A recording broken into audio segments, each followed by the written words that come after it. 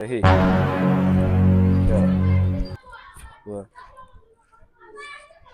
Almajirin zamani, almajirin zamani.